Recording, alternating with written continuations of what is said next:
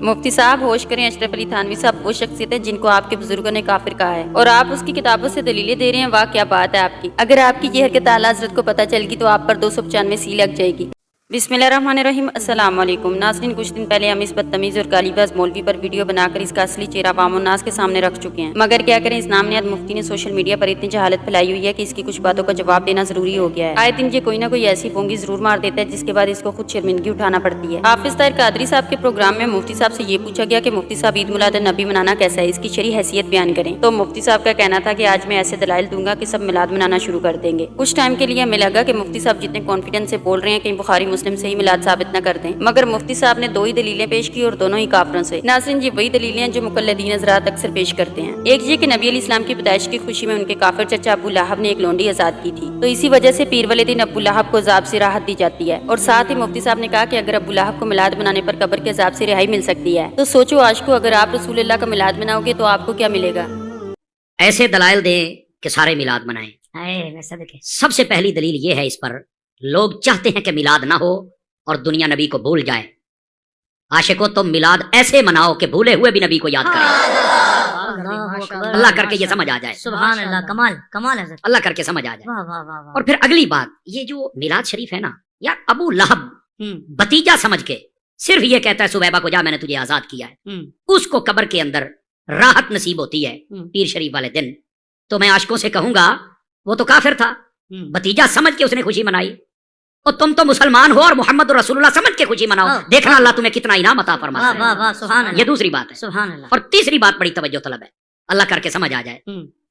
देखिए, ये अपने तो अपने, अगर पराए भी गौर करें ना तो बात उनको भी समझ आ सकती है। किताब है एक नशरुत्तीब, अशरफ थानवी ने लिखी है। आप उसकी शुरू में ये देखें, वो जब भी कोई मुसन्निफ किताब लिखता है ना तो वो सबब लिखता है कि मैंने क्यों लिखी है। आप पढ़ें जरा उसका सबब क्या है और हिम्मत करें सारी दुनिया के सामने बयान करें। मैं मफहूम बता देता हूँ। ये जो नशरुत्तीब है ना, ये हुजूर सल्लल्लाहु अलैहि वसल्लम के मिलाद शरीफ पर लिखी गई किताब है।